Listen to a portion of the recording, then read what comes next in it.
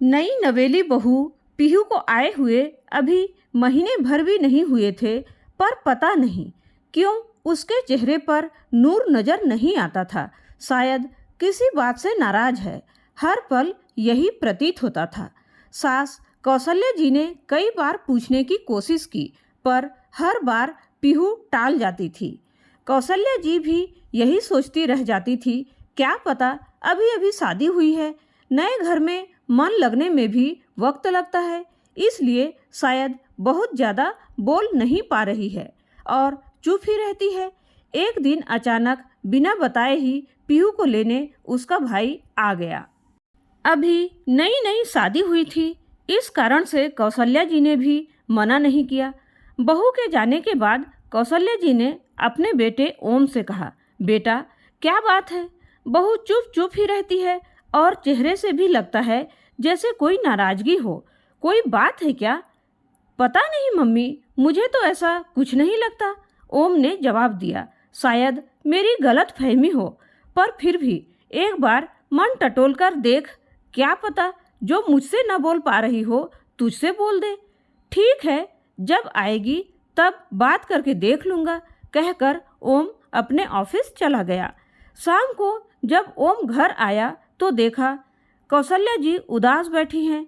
उन्हें उदास देखकर ओम ने पूछा, क्या हुआ माँ, आप ऐसे उदास क्यों बैठी हो? ओम के सवाल पर कौशल्या जी ने उसकी तरफ नजरें उठाकर देखा और कहा, बेटा कल संडे है, तू एक काम कर, तेरा सामान मेरे कमरे में शिफ्ट कर ले, मैं तेरे कमरे में शिफ्ट हो जाती हूँ।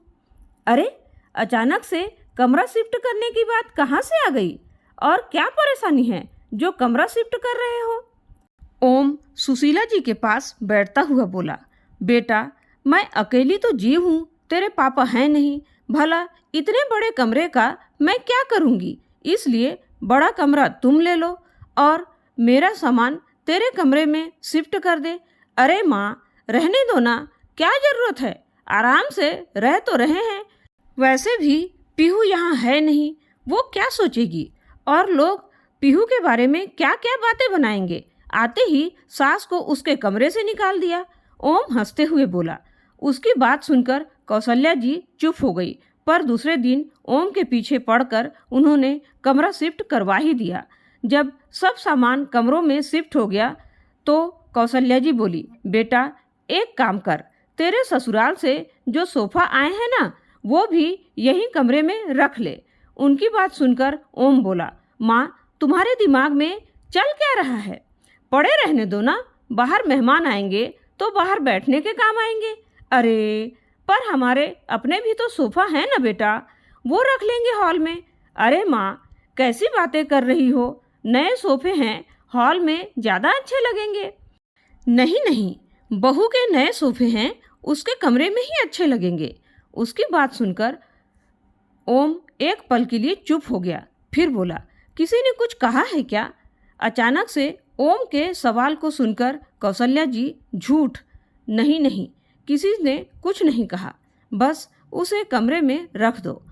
फिर बोली, आखिरकार सोफे पीहू और ओम के कमरे में शिफ्ट कर दिए गए। दूसरे दिन ओम जब घर आया तो पीहू आ चुकी थी।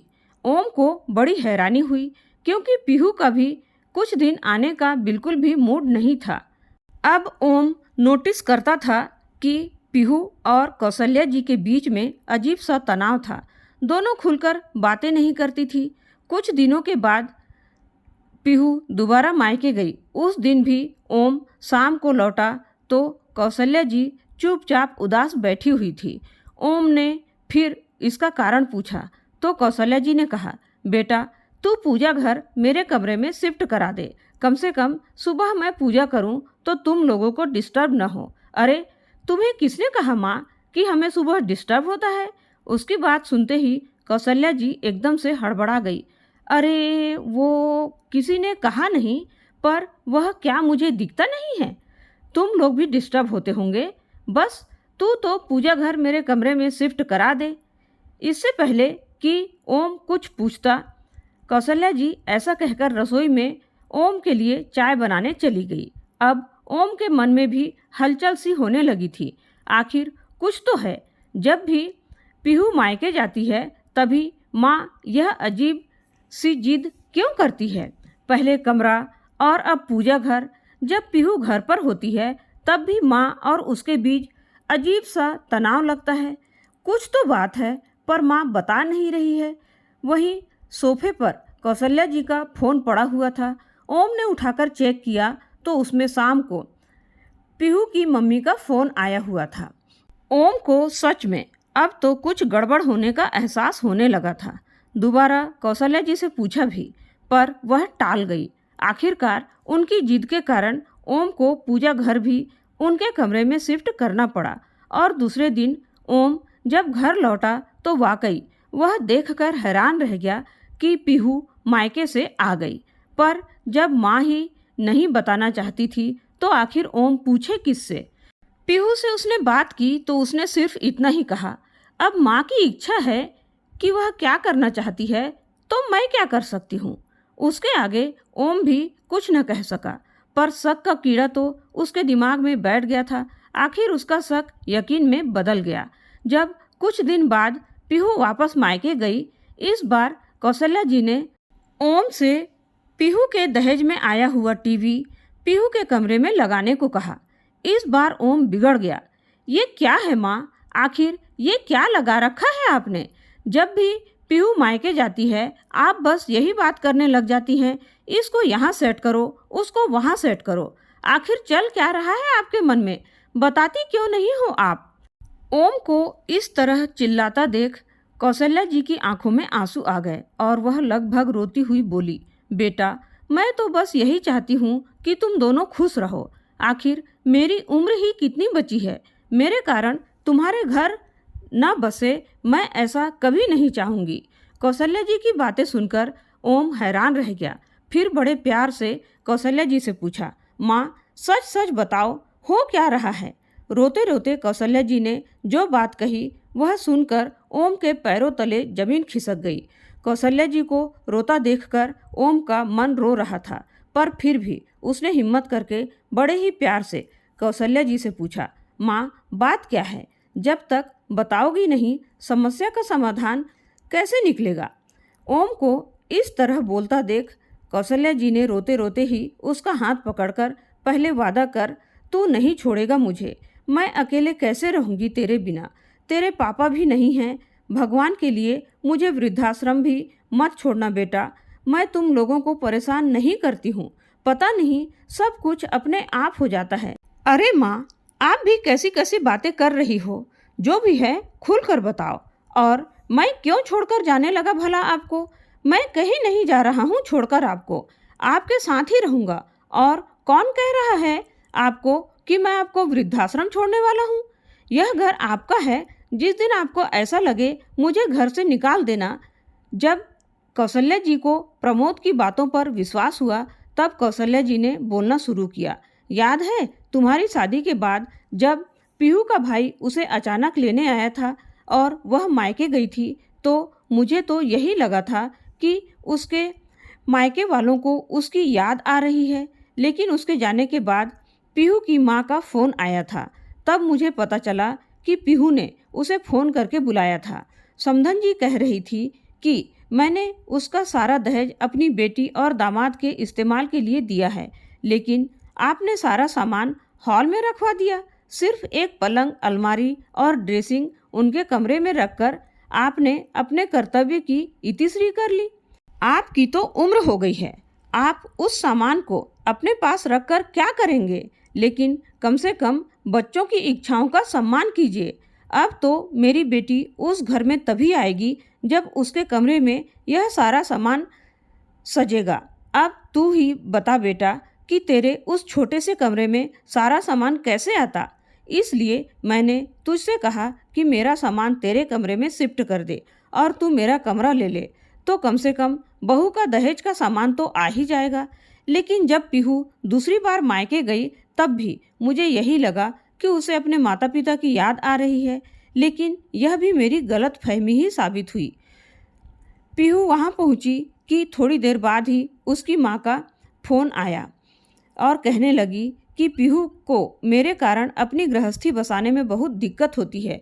बेचारी उनकी बेटी कुछ कह नहीं पाती और आपका बेटा आपका लिहाज कर जाता है। इसका मतलब यह नहीं है कि आप उनका जीना दुश्वार करके रखो। आप तो सुबह सुबह अपने पूजा पाठ करने में बैठ जाती हैं, लेकिन मेरी बेटी की तो नींद खराब हो जाती है। देखिए समधन जी, समझाना मेरा फर्ज है। आप तो अभी अभी नई सास बनी हैं, पर मुझे तो दो दो बहुएं रखने का तजुर्बा है। बाकी आपकी मर्जी। अब समधन जी ने तुम्हारा भी नाम ले लिया था तो मुझे लगा कि तुम्हारी भी इसमें रजामंदी है, इसलिए मैंने पूजा घर भी अपने रूम में ही शिफ्ट करवा लिया। लेकिन आज सिर्फ एक एलईडी के लिए उन्होंने मुझे कितना कुछ सुना दिया। कहते कहते कौशल्या जी जोर जोर से रोने लगी। ओम खूब देर तक तो माँ को चुप कराने की कोशिश करता रहा। जब माँ चुप नहीं हुई तो ओम उठकर रसोई में गया और पानी का गिलास भरकर लाया और कौशल्या जी को देकर चुप कराते हुए बोला, क्या कहा माँ उन लोगों ने? मुझे सब कुछ बताओ, मैं भी तो देखूं कौन किस हद तक जा सकता है।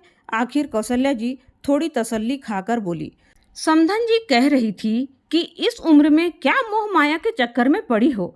मैंने एलईडी मेरी बेटी के दहेज में यह सोचकर दी थी कि मेरी बेटी और दामाद एलईडी पर अपने कमरे में आराम से मूवी देखेंगे। वे लोग तो इसका कोई फायदा उठा ही नहीं पाते। आपने तो एलईडी हॉल में लगवा दी।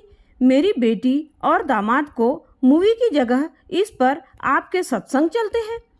आपको कुछ समझ में नहीं आता कि उनकी भी जिंदगी है। अगर पानी सर के ऊपर निकल गया तो कहीं ऐसा न हो कि बेटा बहू आपको छोड़कर अपना बंदोबस्त कहीं और कर लें या फिर आपको वृद्धाश्रम ही छोड़ आएं।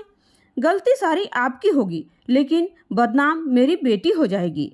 अब तुम ही बताओ बेटा, मैंने उस समय भी तुझे कितना कहा था कि एलईडी अपने कमरे में लगा ले, लेकिन तू ही नहीं माना। मेरी क्या गलती है? अब तो जब भी समधन जी का फ़ोन आता है या पीहू मायके जाती है तो मुझे घबराहट सी होने लगती है कि अब क्या नया बखेड़ा होने वाला है। तेरे पापा के जाने के बाद मैंने बहुत संघर्ष करके तुझे पाला है। सारे रिश्तेदार साथ छोड़ चुके थे। सोचा था पूरी जिंदगी संघर्ष करते हुए गई है, कम से कम तेरी शादी के बाद सुकून के कुछ पल भी जी लूँगी।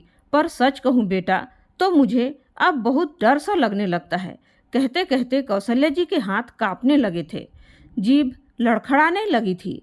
यह देखकर ओम को अपनी माँ पर तरस तो पीहू और उसकी माँ पर बहुत गुस्सा आ रहा था।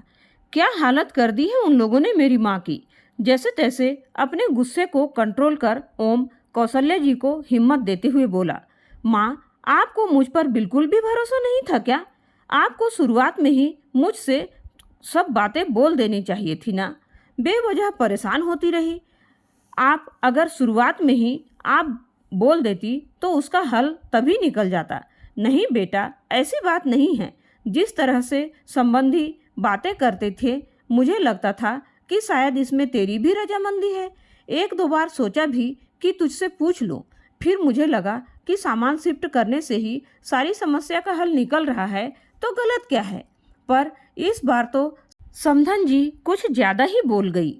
कौशल्या जी ने अपनी तरफ से सफाई दी। वह अगर ज़्यादा बोलती नहीं तो शायद आप मुझे कुछ बताती भी नहीं। पर कोई बात नहीं, देर से ही सही, आखिर पता तो चला कि हमारे साथ हो क्या रहा है। आप परेशान मत होना माँ, अब इसका निर्णय तो मैं बहुत जल्दी ही करूँगा। ओम की बातें सुनकर कौशल्या जी घबराते हुए बोली, नहीं नहीं बेटा, तू ऐसा कोई कदम मत उठाना जिससे कोई समस्या खड़ी हो। मेरे कारण तेरी गृहस्थी खराब हो मैं बिल्कुल नहीं चाहूँगी। माँ, गृहस्थी किसी एक इंसान के भरोसे नहीं चलती, इसमें दो लोगों का बराबर योगदान होता है। पर यहाँ तुम्हारी बहू योगदान नहीं बल्कि सिर्फ जानती है तो उसे उसी की भाषा में समझाना पड़ेगा। विश्वास करो माँ, मैं इस रिश्ते को सिर्फ एक मौका और दे रहा हूँ, नहीं तो जिस तरह का यह रिश्ता है ना, इसका टूट जाना ही बेहतर है। क्योंकि जिंदगी भर के दुख से एक बार का दुख ही बेहतर होता है।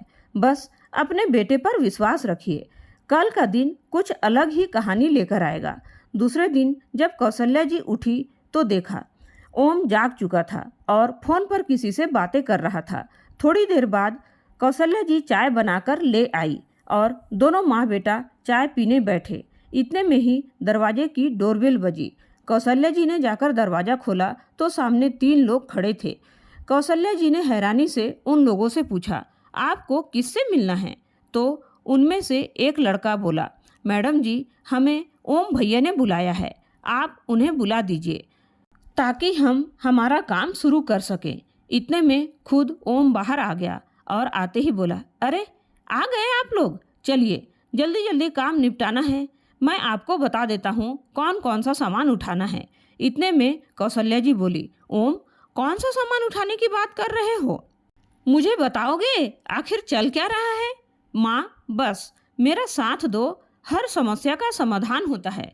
कोई सीधे तरीके से समझता है तो कोई दूसरे तरीके से। जिस तरह की हरकतें वे लोग कर चुके हैं उससे इतना तो समझ में आ गया है कि उन्हें सीधा तरीका समझ में नहीं आता, तो बस अब दूसरे तरीके से समझा रहा हूँ। लेकिन तू करना क्या चाहता है, मुझे बता तो सही। अभी भी कौशल्या जी अपने बेटे से पूछे जा रही थी। माँ, बस 1 मिनट में अभी आया, कहकर ओम उन लड़कों को कुछ समझाकर आ गया और आकर कौशल्या जी से बोला, देख माँ, मुझ पर विश्वास रखो और मेरा साथ दो। थोड़ा सख्त तो आपको भी बनना पड़ेगा, बस इतना विश्वास दिलाता हूँ कि गलत कुछ भी नहीं होगा।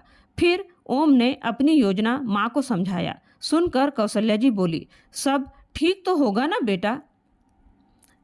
अभी भी अपनी माँ को हैरान परेशान देखकर ओम बोला, अरे माँ, क्यों टेंशन ले रही हो, आर या पार, बस अब क्या था। ओम अपनी योजना पर अमल करने लगा।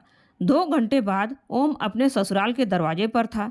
जैसे ही उसने दरवाज़ा खटखटाया, बड़े साले साहब ने आकर दरवाज़ा खोला।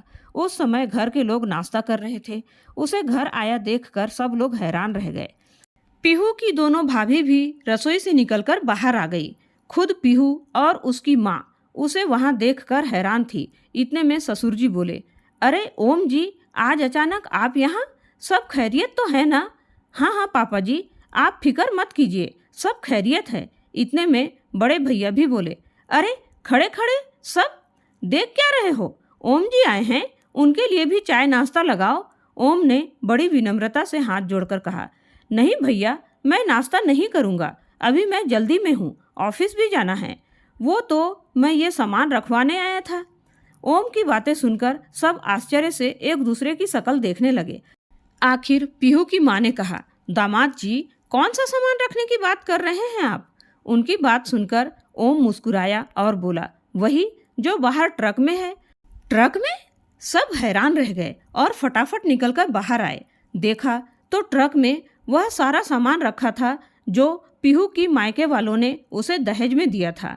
उस सामान को देखकर घर के सब लोग प्रश्नवाचक नज़रों से एक दूसरे की तरफ देखने लगे। वहीं पीहू कभी अपनी माँ को तो कभी ओम को देख रही थी। आस पड़ोस के लोग वहाँ खड़े होकर बातें करने लगे। देख, पीहू की मम्मी बोली, दामाद जी, ये क्या हरकत है, आप भला ये सामान यहाँ क्यों लेकर आए हैं? यहाँ यह सब लाने से पहले आपने एक बार भी नहीं सोचा कि हमारी क्या इज्जत रह जाएगी? देखिए बाहर सब लोग खड़े होकर कैसे बातें कर रहे हैं। पीहू के पापा भी बोले, दामाद जी, यह सब क्या है, मुझे तो अभी भी कुछ समझ में नहीं आ रहा है। ओम हाथ जोड़कर समझाते हुए बोला, देखिए ससुर जी, ये दहेज आपकी बेटी का है जिसे आप लोगों ने दिया है, लेकिन वह घर तो मेरी माँ का है जो मेरे पिता ने बनवाया था। माँ ने साफ कह दिया है कि या तो तुम अपना नया मकान खरीद लो या फिर जिसका दहेज है उसके घर पहुँचा दो। मेरे घर में दहेज के लिए कोई जगह नहीं है। आखिर जब से यह दहेज मेरे घर आया है, मेरा चैन और सुकून खो गया है। तभी बीच में पीहू की माँ बोली, आप कहना क्या चाहते हैं, साफ साफ कहिए, आगे समस्या क्या है? आपकी माँ को? ओम मुस्कुराकर बोला, बस यही सासू माँ कि अगर आप दहेज में एक मकान भी दे देती तो आपकी बेटी को बड़ी सहूलियत हो जाती, उसे यूं परेशान नहीं होना पड़ता और उसे बार बार मायके आकर नहीं बैठना पड़ता। ओम की बातें सुनकर ससुर जी और बड़े भैया सासू माँ को घूर कर देख रहे थे। वहीं दोनों बहुओं की नज़र भी सासू माँ पर ही टिकी थी। सासू माँ ने तो चुप रहना ही ठीक समझा। आखिर उनकी पोल जो खुल रही थी वह भी बेटे बहू के सामने। उन्हें समझ में आ गया था कि ओम को सब कुछ पता चल चुका है और इस बार समधन जी भी थोड़ी सख्त हो गई हैं। लेकिन इतने में पीहू भी बोली, मेरे माता पिता की इज्जत की कोई परवाह नहीं थी जो आप उनका दिया हुआ दहेज का सामान यहाँ लेकर आ गए। यह भी नहीं सोचा कि मेरे माता पिता के दिल पर क्या बीतेगी। बैठकर भी तो बातें की जा सकती थी ना। उसकी बातें सुनकर ओम बोला, अच्छा बैठकर भी बातें होती हैं क्या? मुझे तो पता ही नहीं था, क्योंकि तुमने कभी हमसे बात ही नहीं की। जब भी कोई समस्या होती तो मायके आकर बैठ जाती थी।